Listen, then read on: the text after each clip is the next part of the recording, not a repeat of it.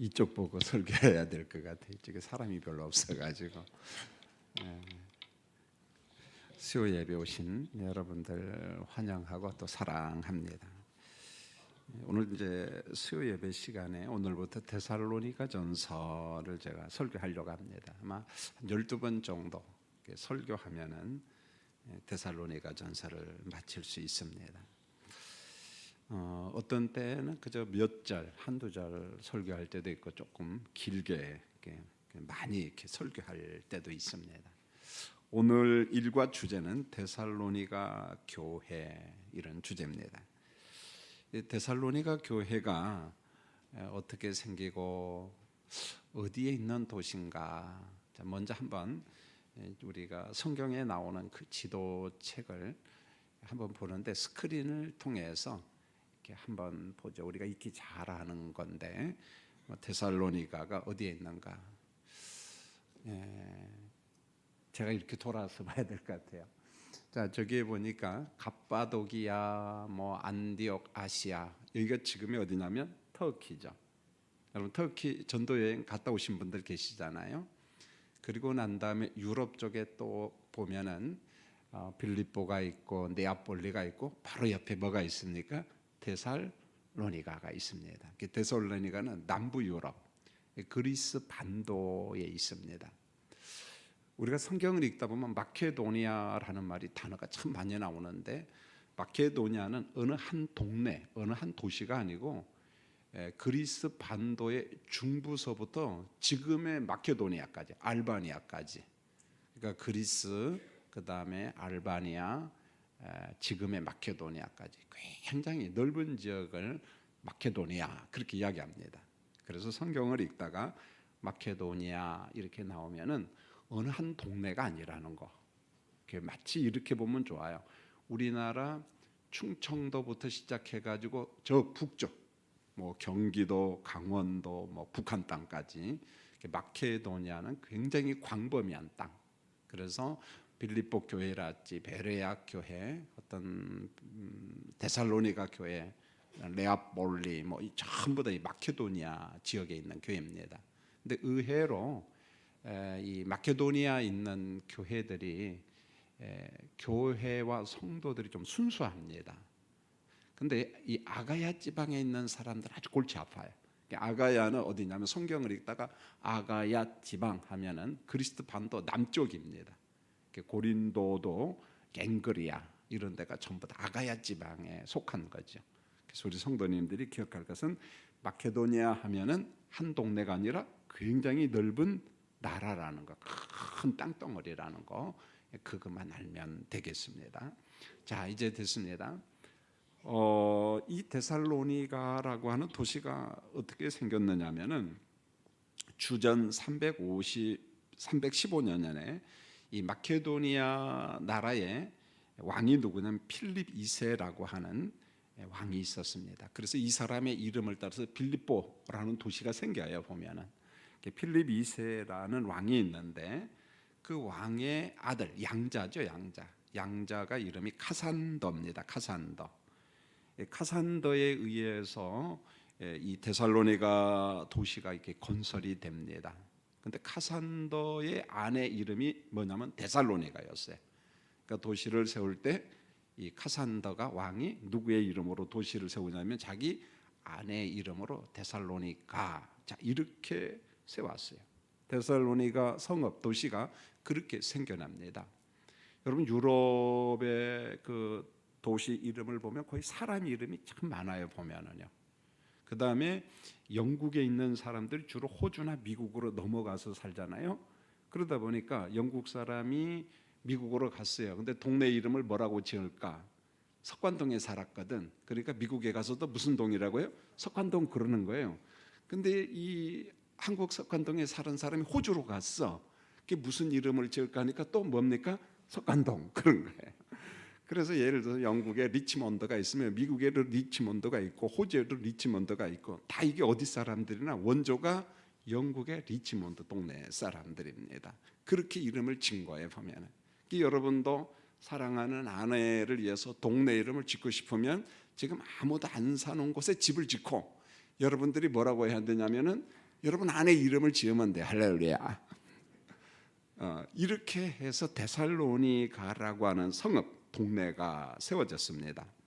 이 데살로니가를 이해하려면은 이 사람들의 성향을 이해를 해야 되는데, 데살로니가 시민들의 성향은 친로마적입니다. 반로마적이가 아니라, 로마를 싫어하고 반대하는 것이 아니라 굉장히 로마를 좋아했습니다. 그 이유가 있는데, 주전 42년에 로마 제국 안에 큰 내전이 일어납니다.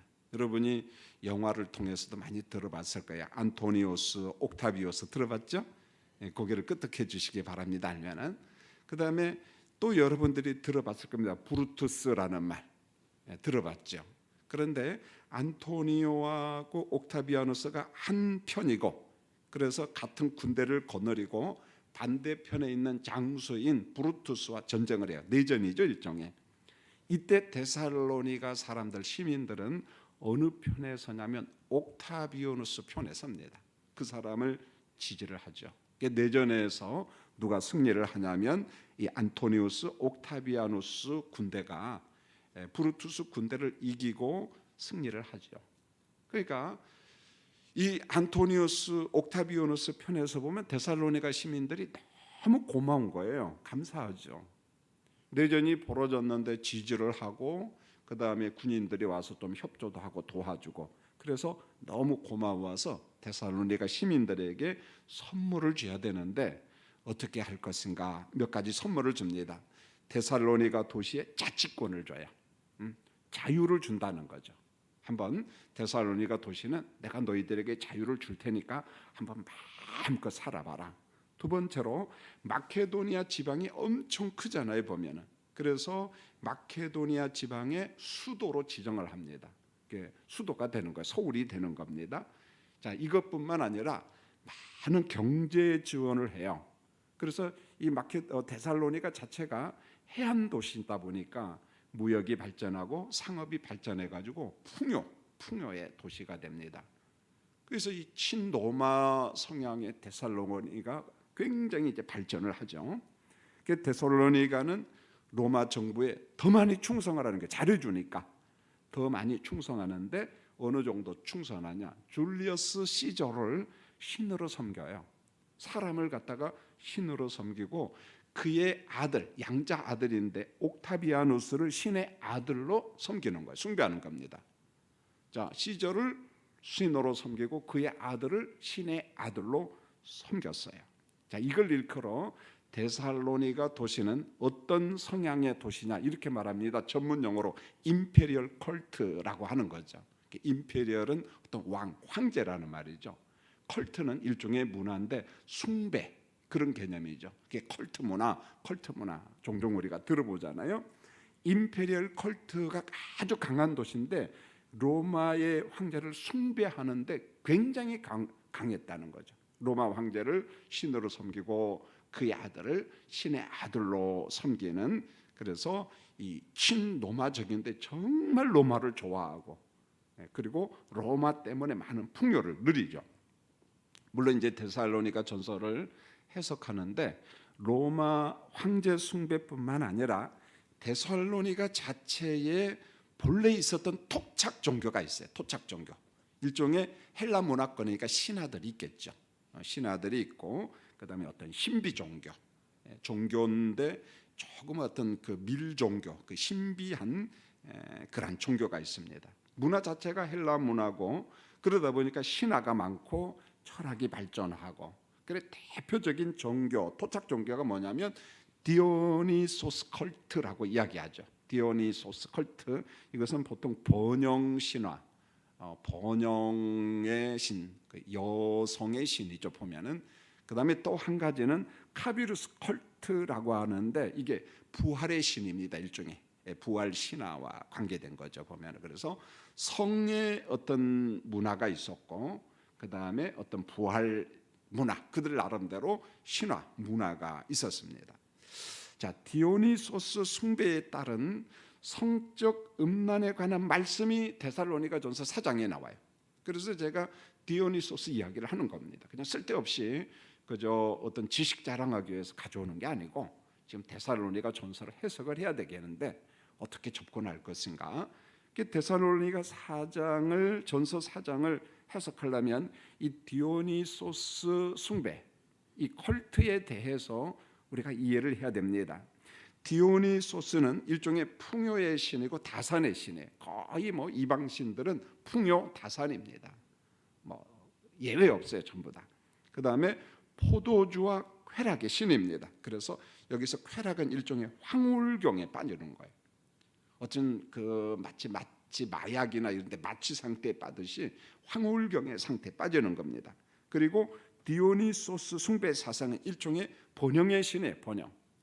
거의 이방 신은 번영의 신입니다.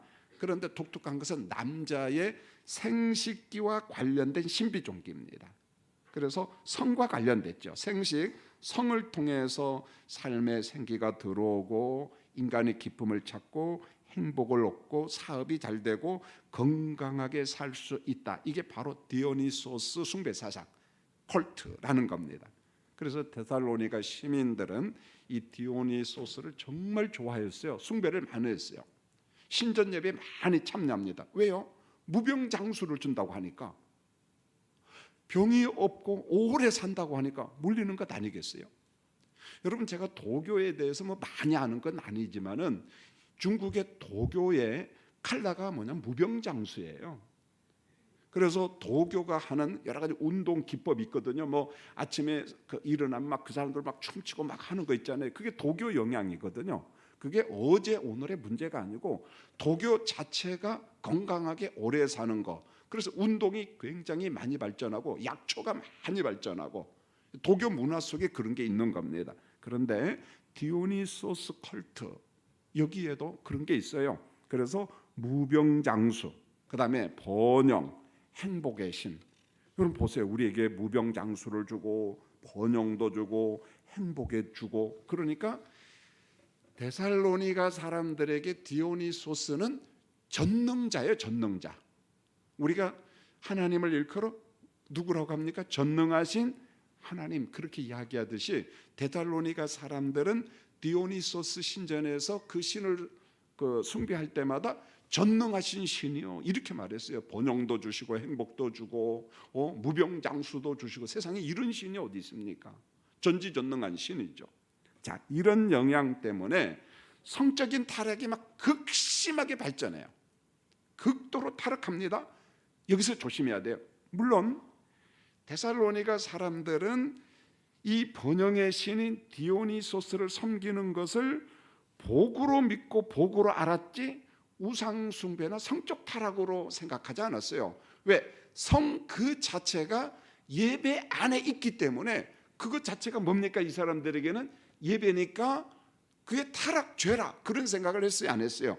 안 했다는 거예요. 죄다, 타락이다 생각하면은 아마 이들이 디오니소스 숭배를 안 했겠지요. 그런데 그들 문화 속에, 마음 속에는 이게 죄다, 타락이다, 음란이다, 그런 생각 자체가 없었습니다. 여러분, 성경에요, 이런 논리가 또 있어요. 예레미야 3장 3절에 보면 하나님께서 선지자 예레미야를 통해서 책망을 해요.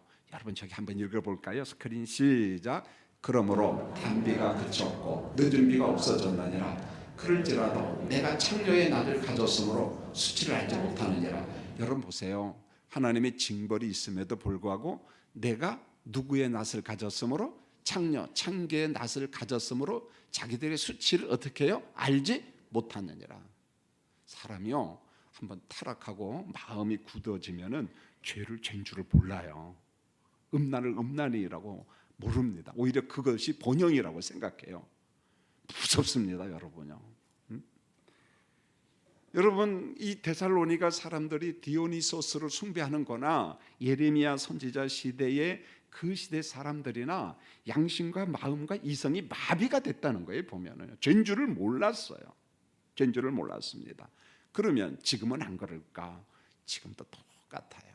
제가 몇 가지 이야기를 하는데, 하나님을 떠난 죄, 이념, 어떤 그 사상이죠.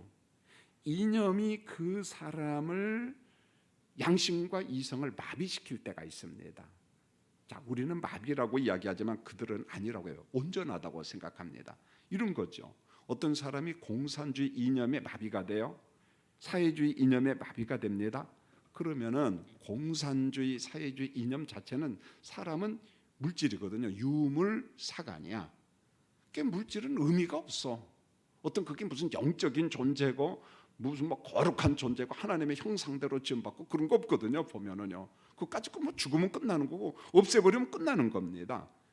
그래서 공산주의나 사회주의 이념에 마비가 된 사람들의 특징이 뭐냐? 자기들의 사고가 절대적인 거야.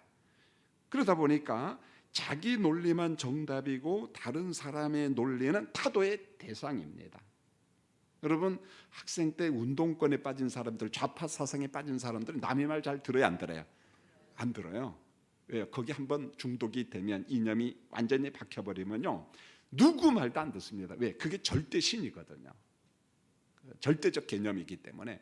그래서 이 이념이 너무 무서워요. 여러분 보세요. 히틀러는 민족주의 이념에 빠지죠. 게르만 민족이 절대적이다. 그러니까 유대인들이나 집시족이나 폴란드인들을 어떻게 다 죽이는 거예요. 양심의 가책이 없는 겁니다. 물론 이제 다른 사람은 가책이 있지요. 그러나 히틀러 입장에서는 그럴 수밖에 없는 거야. 왜? 게르만 민족이 최고인데. 그러니까 열등한 인종들은 다 어떻게 해버리자? 없애버리자는 거예요. 그래서 히틀러의 사고 속에는 사람을 우월적 개념과 열성의 개념으로 봐요. 열성 인간들 어떻게 해도 돼요? 죽여도 되는 거. 이걸 잘한다고 생각하는 겁니다. 그럼 열성 인간이 누구세요? 연세가 많은 사람, 정신질환자, 유대인, 집시족, 이런 사람들은 열성 인간. 게르만족은 우성주의자. 그러니까 우성주의는 살려내야 돼. 네, 그런 거잖아요. 이게 어떤 이념에 쌓여 버리면은 무섭습니다. 모택동 보세요. 중국에 문화혁명을 일으켜가지고 정확한 통계는 모르지만은 자기 이념에 반대되는 사람을 4천만 명 죽입니다. 세상에 그런 못된 놈 인간이 어디 있습니까? 어디에 빠지니까? 이념에 빠지니까. 그래서 부모가 자식을 죽이고 자식이 부모를 죽여요. 왜요? 이념이 양심보다 우선이거든요. 무섭습니다, 여러분요. 이념이라는 게. 여러분 소련에 보세요. 레닌과 스탈린도 공산사회주의 이념에 빠지니까 어떻게 해요? 수많은 사람을 잡아 죽이잖아요. 왜요? 자기 이념을 따르지 않고 저항하는 사람은 그건 인격자로 보지 않아요. 야, 저 물질, 저 반대하는 거 없애버려, 죽여. 이게 이념이에요. 무섭습니다. 그러면 제가 공산사회주의 이념만 이야기하니까 그럼 자본주의 이념은 없는가? 민주주의, 자본주의 이념은 없는가? 천만의 말씀이요. 여러분 민주주의, 자본주의의 이념, 자유주의의 이념은 뭐냐면 돈을 지나치게 만몬으로 섬겨요. 돈을 신으로 섬긴다는 거. 돈이 하나님이에요. 그게 뭡니까? 구약 성경에 나온 무슨 신? 바알신이잖아요. 바알신. 바알신, 바알신 하니까 자꾸 여러분 이상하게 생각. 돈신이요, 돈신. 번영의 신이라는 거예요. 지금 우리는 어느 신을 섬기는 이념 속에 살고 있어요? 돈신을 섬기는 데서 살고 있잖아요, 대한민국에. 그러면은 돈을 신으로 섬기고 우상숭배하는 자본주의, 자유주의에는 어떤 이념이 있냐면 이런 게 있어요. 돈을 벌면 무조건 축복이야. 도둑질에서 돈 벌도 축복이야. 나쁜 짓에서 진급을 해도 축복입니다. 왜요? 번영의 신에 빠져가지고. 그래서 우리 예수 믿는 사람들도 그러잖아요. 나쁘고 못된 짓 한 사람은 매스컴에 나오면 목사님이고 장로님이야. 근데 우리는 어떻게 기도합니까? 하나님이 축복을 받아서 복 받았다, 그렇게 이야기합니다. 사실은 어떻게 해서 돈 번 거예요? 우상 숭배하고 도둑질하고 나쁜 짓 했거든. 그런데 돈만 벌면 되는 거야. 그러면 다 용서가 돼. 심지어 저와 같은 목사님들은 도둑질해서 나쁜 짓 해갖고 대통령 되고 높은 사람 덕을 보려고 그래. 그 옆에 붙어가지고. 그리고 막 축복 기도까지 해줘. 주님 더 축복해 주세요. 도둑놈인데 사실은 회개하라 그래야 되는데. 여러분, 제가 공산주의 혹은 민족주의, 사회주의, 그 다음에 자본주의, 민주주의, 자유주의 똑같이 공평하게 이야기한 겁니다. 이즘 속에는 이념이 있고 거기에 빠져버리면 내가 지금 그릇된 길로 간가 바른 길로 간가를 모른다는 거예요, 여러분요. 디오니소스를 숭배하는 이 사람들은 죄를 죄로 몰랐다는 거예요. 음란을 음란으로 몰랐다는 거예요. 그것을 신랄하게 비판하고 지적한 게 어디 나오냐? 데살로니가전서 4장에 딱 나오는 거예요. 사도 바울이 보니까 디오니소스 숭배하는 이 데살로니가 교인들에게, 사람들에게 그건 우상 숭배야, 성적인 음란은 죄악이야, 그건 음란의 도시야, 성 도착증에 빠지면 안 돼. 왜요? 데살로니가는 성 도착증, 중독에 빠졌어요. 성의 중독에 빠졌다는 거예요. 보통 중독증에 걸린 게 아닙니다. 그럼 어느 정도인가? 자, 데살로니가전서 4장으로 넘어갑니다. 처음 시작할 때 은혜롭고 재미있어야죠. 그렇죠? 그래야지 다음 수요일 날 오지 않겠습니까? 오늘 오신 분들 수지 맞았어요, 여러분들이요. 연속국하고 어떻게 비교가 됩니까, 여러분? 자, 데살로니가 4장 보면은 3절에 바로 이 디오니소스에 관련된 말씀을 바울이 하는 겁니다. 여러분 4장 3절 읽겠습니다. 시작. 하나님의 뜻은 이것이니 너희는 거룩함이라 곧 무엇을 버리고? 음란을 버리고. 디오니소스는 무슨 신이에요? 음란의 신이거든. 음란을 어떻게 하라? 음란을 버려라. 데살로니가전서 4장 4절을 읽겠습니다. 시작. 각각 거룩함과 존귀함으로 자기 아내를 대할 줄 알고. 거룩함과 존귀함으로 자기 아내를 대하지. 아내를 대할 때도 음란하게 안 된다는 거예요. 이 당시에는 아내 따로 있고 음란의 대상이 또 따로 있었거든. 그러면 된다 안 된다? 안 된다. 성경엔 일부 일처거든요. 한 아내를 사랑하고 섬겨야지, 존귀하게 대해야지. 집에서 사는 아내 따라 있고 또 성적 대상의 여인들이 데리고 있고 그러면 되겠느냐? 여러분 실질적으로 고린도 교회는 그런 음란이 있었어요, 없었어요? 우리가 수요일날 공부를 했잖아요. 고린도전서 있잖아요. 계모하고의 성적 타락 같은 거 심각했잖아요. 자, 그 다음에 데살로니가 4장 5절을 읽겠습니다. 시작. 하나님을 모르는 이방인과 같이 세욕을 따르지 말고. 하나님을 모르는 이방인들은 디오니소스를 숭배하는 사람들이거든요. 그들처럼 세욕을 따르면 안 된다. 그러면 안 된다. 데살로니가 전서 5장 7절 읽겠습니다. 시작. 하나님이 우리를 부르시면 부정하게 하심이 아니요 거룩하게 하심이니 이렇게 말합니다. 그리고 데살로니가전서 5장 7절을 한번 볼까요? 5장 7절 시작. 자는 자들은 밤에 자고 취하는 자들은 밤에 취하되 이렇게 말했어요. 취한다라는 말도 그들 문화 속에서 나온 거거든요. 보면은요. 그럼 안 된다. 그건 나중에 이제 5장 공부할 때 합니다. 그러므로 사도 바울은 데살로니가 교인들에게 권면을 했습니다. 음란과 세욕을 버려라. 그래야만 하나님의 거룩한 백성이 된다. 이렇게 이야기한 겁니다. 그래서 지금 디오니소스 이야기를 하면서 데살로니가 4장과 연관을 시킨 거예요. 이게 바로 데살로니가 지역의 문제점이 교회 안에도 교인들 속에도 있었다. 왜? 그 문화 속에서 살았잖아요. 그 문화 속에서 살았어요. 자, 이러한 음란한 도시에 어떻게 선교를 하고 교회를 세우게 되었는가? 한번 따라하겠습니다. 성령의 걸작품. 작품은 작품인데 무슨 작품이요? 걸작품. 아주 멋진 작품이다. 본래 데살로니가 도시는 예수님의 비유 가운데 씨 뿌리는 자 비유가 있죠. 그 비유 가운데 맨 처음 비유가 뭐냐면 씨앗이 어디 떨어졌어요?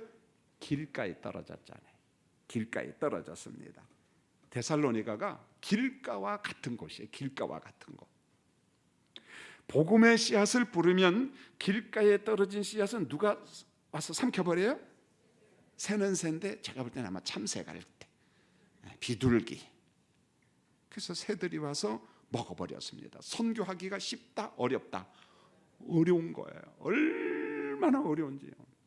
선교하기가 가장 어려운 곳이 길가와 같은 거예요. 그 다음에 돌밭과 같은 곳, 가시밭과 같은 곳, 그런 거거든요.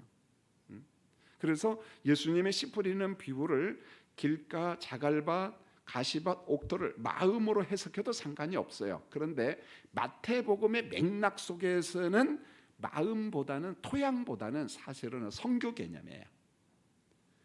그러므로 길가와 같아도 선교를 해야 된다, 안 해야 된다? 해야 된다. 이게 마태복음의 구조입니다. 자갈밭 같아도 선교를 해야 된다, 안 해야 된다? 해야 된다. 가시밭 같아도 선교는 어떻게 해야 돼? 해야 된다. 옥토만 선교하는 것이 아니라는 거예요. 그러므로 데살로니가라고 하는 것은 길가와 같은 곳이지만은 복음을 전해야 된다, 선교를 해야 된다. 어렵지만은, 그러므로 누가 역사해야 되냐? 성령이 역사하지 아니하면은 이 선교하기가 정말 어려워요. 자, 데살로니가 전서를 설교한다는데 뜬금없이 웬 사도행전을 읽었는가? 사도행전을 알아야만이 데살로니가 교회를 또 이해를 합니다. 친절하죠? 가심히 하시기 바랍니다. 사도행전 16장 8절을 보면 바울이 소아시아 드로에서 밤에 환상을 봐요. 바울은 선교 계획 속에 유럽 선교는 없었어요. 원래 소아시아 선교를 비두니아, 갑바도기아 뭐 다 선교를 아마 그랬을 것 같아요. 밑으로 내려가 가지고 북부 유럽 같은데 아라비아 반도 내가 이런 데 가서 복음을 전해야지. 그런데 하나님께서 바울의 생각을 올 수도, 야, 너 잠깐 멈춰라. 그 드로아에서 환상을 보는데 그 환상 중에 누가 딱 등장하냐면 유럽의 마케도니아 사람 하나가 서서 청하를 합니다. 마케도니아로 건너오라, 우리를 도우라. 여러분 꿈 꿉니까 안 꿉니까? 어젯밤에 꿨어요 안 꿨어요? 안 꿀 정도로 깊게 주무셨군요. 그런 사람들은 감사한 것만 할렐루야. 여러분 연세가 드신 분은 하루 전에 꿈을 몇 편쯤 꿀 것 같아요? 제가 볼 때는 5편쯤 꿉니다. 굉장히 많이 꿔요. 그건 어쩔 수 없어요. 나이가 들면 깊은 잠을 못 자요. 깊은 잠을. 그래서 깨기도 하고 화장실 2번 왔다 갔다 오면 저한테 그래요. 목사님, 나는 간밤에 한숨도 못 잤다 그래요. 못 잔 게 아니라 잤는데 깊이 못 잔 거야. 잤습니다. 이처럼 바울은 꿈꾼 것은 아니고 성경에 보니까 환상을 봤는데 마케도니아 사람이 등장해서 마케도니아로 건너오라. 마케도니아는 한 도시라고 했어요. 넓은 지역이라고 했어요. 오늘 밤에 온 사람들은 이제 알아야 돼요. 마케도니아가 어디지? 부산 옆에 있냐? 그렇게 하면 안 돼요. 넓은 그리스 반도 중부 이상의 지금의 마케도니아, 알바니아까지, 일부는 불가리아도 여기에 포함이 돼요. 굉장히 넓은 지역이었습니다. 자, 사도 바울은 환상을 보면서 환상을 환상으로 여기지 않고 성령의 부르심, 성령의 인도로 확신을 했습니다. 그래서 바울은 아시아 선교를 잠시 미루고 유럽에 복음화를 해서 유럽으로 건너갑니다. 여러분 여기에서 꼭 귀담아 들으십시오. 성령의 부르심과 하나님의 임재, 우리가 그것을 느낄 수 있어야 돼요. 여러분 안에 지금 예수 믿죠? 여러분들이요? 여러분 안에 누가 계셔요? 진짜 계셔요? 근데 가끔 보면 없는 사람들이 많아. 보면은 예배 시간에 그냥 공자님하고 대화하지 성령하고 대화하는 사람 별로 없는 것 같아. 보면은 무슨 말인지 아시겠죠? 성령의 임재를 우리가 느껴야 돼요. 그럼 성령이 어떻게 말씀하신가 환상을 통해도 말하지만은 그건 특수한 상황이잖아요. 예배 중에 말씀을 읽을 때, 설교할 때, 기도할 때 성령께서 우리 영혼을 향하여 말씀해요. 속삭인다 그렇게 말해도 상관없어요. 우리는 성령과 소통을 합니다. 성령께서 말씀하셔요. 양심과 이성과 우리 심령 속에. 어떤 때는 책망하기도 합니다. 어떤 때는 근심하기도 해요. 우리가 죄악된 길로 가면 성령께서 아니야 김 목사, 그건 잘못이야, 그건 죄악된 길이야. 근데 우리가 하나님이 기뻐하신 일을 막 성령이 너무 기뻐해요. 막 내적으로 거룩한 흥분이 일어납니다. 여러분 우리가 영적이라고 하는 말은 그 어떤 이상한 신비세계 그렇게 생각하면 안 돼.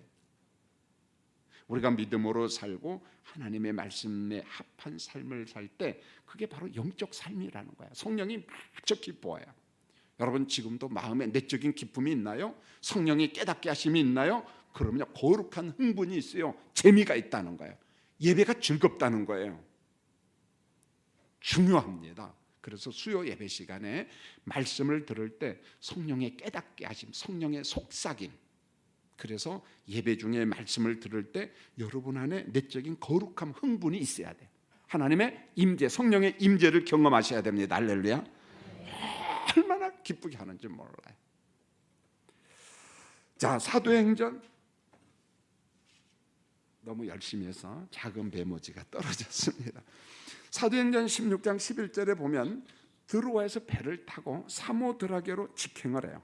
그리고 이튿날 네아폴리, 유럽으로 이제 벌써 들어왔습니다. 네아폴리로 간 후 네아폴로 바로 옆에 보면 빌립보 도시가 있습니다. 빌립보에 도착을 합니다. 사도행전 16장 12절에 빌립보 교회를 개척한 후에 빌립보 교회가 어느 정도 자립이 되겠다 싶으니까 곧바로 암비볼리아와 아볼로니아, 사도행전 17장 1절에 나오죠.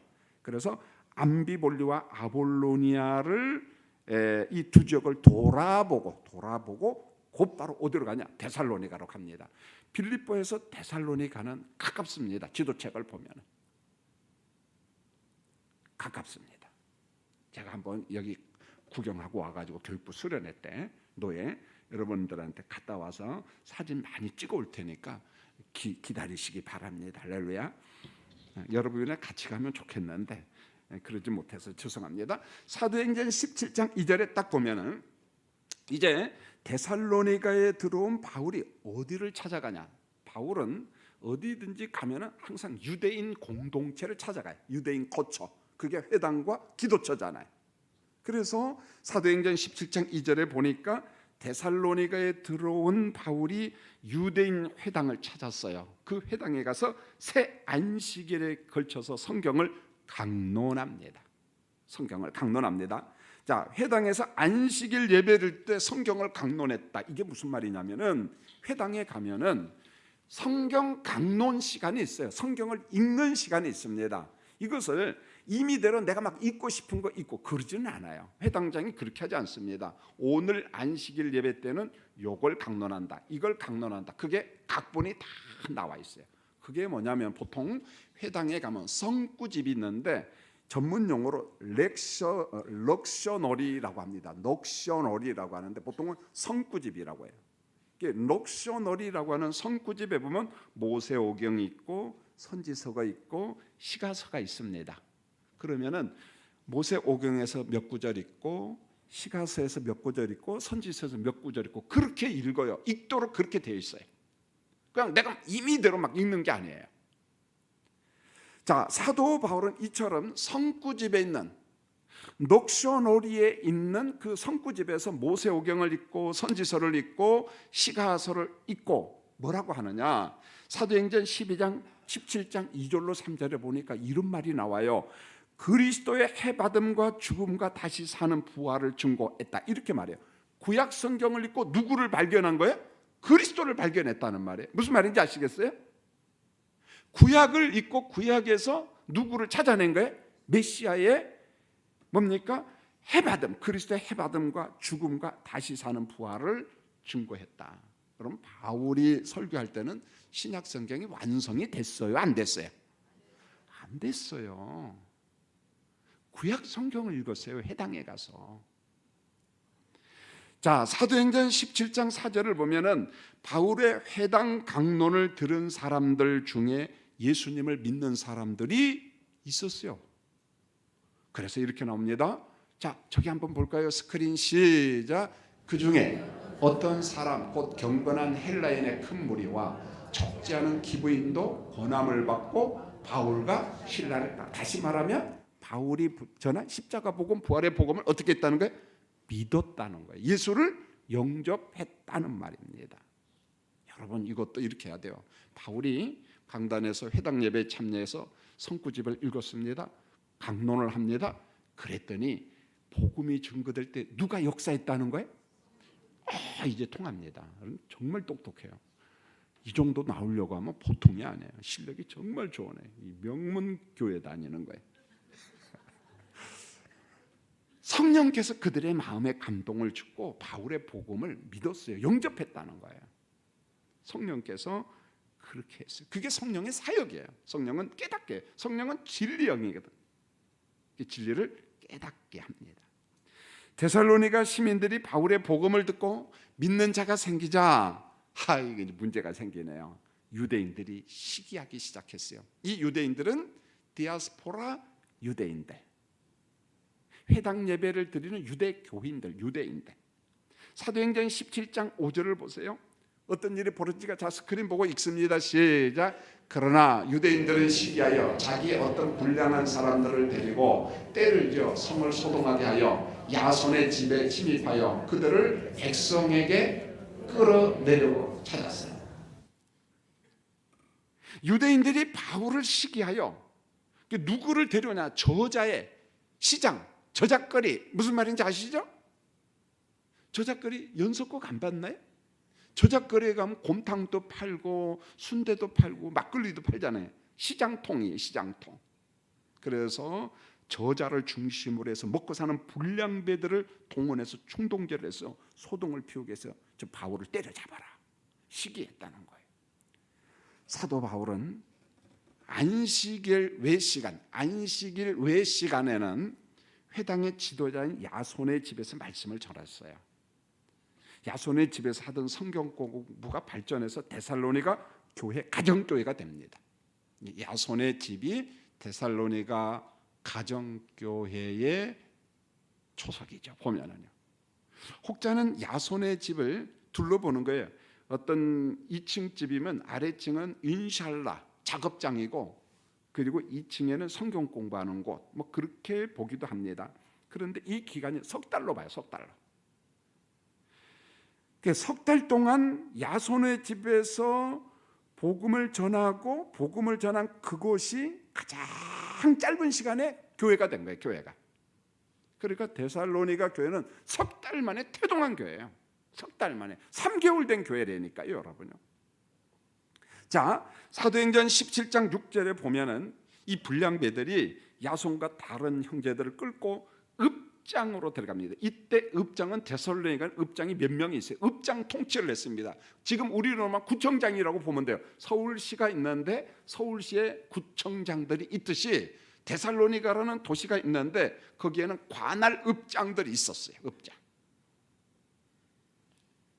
자, 이 관료들에 의해서 데살로니가가 운영이 되었는데 이들이 뭐라고 소리를 지르냐? 여러분 사도행전 17장 6절을 한번 읽겠습니다. 시작.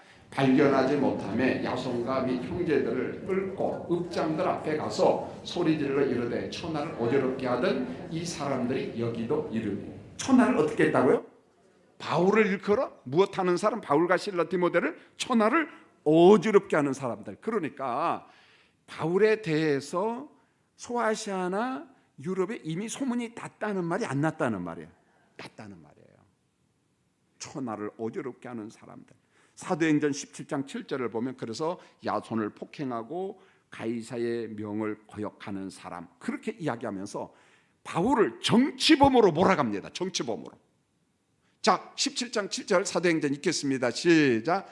야손이 그들을 맞아들였도다. 이 사람들이 다 가이사의 명을 거역하여 말하되 다른 임금 곧 예수라는 이가 있다 하더라니. 다른 임금 누구? 예수. 여러분 이게 굉장히 무서운 거예요. 다른 임금 예수라는 이가 있다 하더라. 자, 그러니까 사도행전 17장 8절을 보면 친로마적인 무리들과 읍장들이 막 소동을 하는데 사도행전 17장 9절 야손과 그 나머지 형제들에게 보석금을 받고 석방을 하고 사도행전 17장 10절 밤에 바울과 동역자들이 베레아로 도피를 시켜요. 여기 있으면 바울이 맞아 죽게 생겼거든요. 그러니까 몰래, 베레아는 데살로니가 옆에 있는 동네예요. 몰래 밤중에 야밤에 도망가게 합니다. 이게 계속해서 걸림돌이 돼요. 그래서 나중에 데살로니가 전서 공부를 계속 하다 보면은 데살로니가를 들어가고 싶은데 못 가요. 사탄이 막았다 그랬는데, 사탄이 막았다는 말이 뭘까? 건강 때문에 못 가고 현장의 어려움. 그런데 이렇게 봅니다. 신학자들은 데살로니가 관료들이 바울이 들어오는 걸 출입 금지, 못 들어와. 너 들어오면 너 죽어. 그렇게 보는 거예요. 요주의 인물이 된 거예요. 바울, 너 들어오면 너 잡아 죽일 거야. 그럼 들어오지 못한 거죠. 여러분, 제가 하고자 하는 말은 데살로니가 교회는 태동부터 핍박으로 시작이 됩니다. 시작부터 핍박이라는 거예요. 유대인들과 로마 가환원들이 핍박을 합니다. 그러면은 이유가 있을 거 아니에요. 사도행전 17장 5절에 보면 왜 유대인들이 바울과 데살로니가 교인들을 핍박했느냐, 왜 핍박했느냐, 이유를 알아야죠. 두리뭉실 넘어갈 수도 있지만, 자, 이걸 꼭 알아야 됩니다. 집중해서. 로마 제국 안에 있는 유대인들은요, 상대적으로 좋은 대접을 받았어요. 기독교인들이 핍박을 받았지 유대인들이 그렇게 핍박받지 않았어요. 여러분요, 로마 제국, 팍스 로마 안에 있는 유대인들은 나름대로 큰 대접을 받았습니다. 자, 로마의 통치자들이 유대인들에게 준, 제국 안에 있는 유대인들에게 준 혜택이 몇 가지인데 그걸 놓치면 안 됩니다. 첫 번째로 로마 제국 황제 숭배를 면제시켜 줬어요. 황제 숭배는 유대인들이 볼 때에는 무슨 숭배예요? 우상 숭배잖아요. 유대인들은요, 우상 숭배만 안 하면 잠잠해요. 그러니까 좋다, 유대인들 너희들은 황제 숭배 면제해 준다. 두 번째, 군 면제. 왜요? 군 면제는 군대도 황제와 관련됐거든. 깃발에 전부 다 황제가 새겨져 있어요. 유대인들의 입장에 만약에 회당과 성전에 황제의 깃발, 로마 제국의 깃발이 들어오면은 이건 부정한 거야. 그러니까 군대 면제해 준 거예요. 세 번째로 우상 숭배와 관련된 세금 내는 걸 면제해 줬어요. 야, 황제 숭배 필요한 세금 그래 면제해 줄게. 면제해 줬어요. 대신에 단서가 있어요. 정치는 주고 받고입니다. 주고 받고예요. 로마 제국이 유대인들에게 혜택을 주는 대신에 유대인들은 로마 제국 통치에 순응하라, 순종하라. 절대 항거하거나 데모하거나 반란을 일으키거나 그러면 안 된다. 일종의 주고받는 정치적인 타협이 이루어졌어요. 이게 정치입니다. 정치는 법하고 달라요. 정치하는 사람한테 법이요 하면은 안 맞아요. 정치는 법보다도 정치로 타협하는 겁니다. 무슨 말인지 아시겠죠? 그래서 정치가들은 법을 우습게 합니다. 그 정치로 타협하면 되지. 그게 우리나라 정치판에서 볼 수 있는 거예요. 어느 날 바울이라는 사람이 데살로니가에 딱 오더니 예수 그리스도를 전합니다. 십자가와 부활의 복음을 전했어요. 예수 믿으면 구원을 받는다. 많은 사람들이 막 바울한테 가네. 이거 큰일 났네. 왜? 인기가 바울한테로 가니까. 처음에 데살로니가에 살고 있는 유대인들은 바울을 누구로 봤냐면 돈벌이하는 떠돌이 지식쟁이, 스토아 철학자, 돈 버는 철학자. 그러니까 철학을 강론하고 몇 푼 받는 사람. 그런데 가만히 보니까 율법에다가 플러스 뭔가를 자꾸 전해. 저 사람 유대인 개혁파인가 보다. 유대 종교 개혁파인가 보다. 그런데 유대인 개혁파인 줄 알았는데 율법 플러스 예수가 자꾸 등장하네. 그러면서 십자가와 부활을 전하고 율법의 완성자 막 이상한 소리를 해. 유대인들이 들으니까 야, 저거 사기꾼이다. 전 이단이다. 그래서 바울은 유대인들은 데살로니가 유대인들은 바울을 누구로 보느냐? 유대인의 반역자, 이단의 두목, 괴수로 본 겁니다. 그런데 로마 제국 안에 살고 있는 유대인들이 바울을 제거하려고 하면 율법으로 제거가 됩니까? 안 됩니까? 율법으로 죽일 방법이 없거든요. 그러니까 로마 제국 안에 있는 바울을 제거하는 방법은 로마 제국법에 위반된 정치범으로 몰아가면 되는 거예요. 이제 아시겠어요? 고개 좀 끄덕해 해주세요, 여러분요. 여러분 좀 지루할 줄 모르지만 저는 신바람 났어요, 지금요. 근데 착각하는 거죠. 여러분들은 시간 보고 있는데 저도 시간 보고 있습니다. 30분 되면 무조건 끝내니까 걱정하지 마세요. 그래서 바울을 제거하는 방법은 바울을 무슨 범으로 몰아간다? 정치범으로. 그래서 우리는 로마의 황제만 섬기는데 저 바울은 다른 임금을 섬겨. 그 임금이 누구야? 성경에 보니까 예수 임금을 섬겨. 그러면 정치범이잖아요. 한 나라에 임금이 몇 명이어야 돼? 한 명. 두 명 있으면 안 되잖아요. 이게 바울을 무슨 범으로 몰아가는 거예요? 정치범으로 몰아가는 거예요. 전 반역자다. 로마의 반역자다. 가이사 황제에는 우리에게는 왕이 없어. 그런데 저 바울은 예수를 왕이라고 섬겨. 저 정치범이야. 저놈 제거해라. 꼼짝없이 제거하는 겁니다. 자, 이제 오늘 설교 결론입니다. 데살로니가는 성령의 인도로 바울이 개척한 교회예요. 옥토 같은 교회? 아니요. 무슨 밭? 길가. 약 3개월 만에 태동했는데 교회가 환난과 핍박을 받기 시작합니다. 이제 석 달 된 교회인데 복음도 제대로 배우지 못했는데, 여러분 물어보겠어요. 예수 믿은 지 몇 년 됐나요? 20년? 30년? 50년? 그런데도 아직도 복음에 대한 깊이가 없어. 막 흔들려. 그런데 데살로니가는 석 달밖에 안 된 교회인데 무너지지 않아요. 보면은요, 궁금합니다. 기가 막혀요. 사도 바울을 얼마나 잘 섬기고 선교 동역자로. 그래서 바울이 빌립보 교회하고 데살로니가에 그냥 죽습니다. 여러분 빌립보서를 다시 읽어보세요. 바울의 선교에 동참하고 바울의 사역에 협력하고 바울의 협력.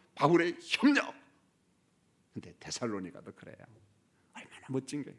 여러분 믿음의 연수만큼이나 우리 신앙이 깊어야지 믿음의 연수만큼 뺀질거리고 그러면 되겠어요? 아니요. 근데 대다수 보면은 믿음의 연수가 긴 사람이 많이 뺀질거려요. 그래서 사람들 사기를 꺾어버리고 교회를 어렵게 합니다. 그러나 우리는 믿음의 연수가 깊으면 깊을수록 더 성숙한 그리스도인 되기를 원합니다. 할렐루야. 예. 교회 소식을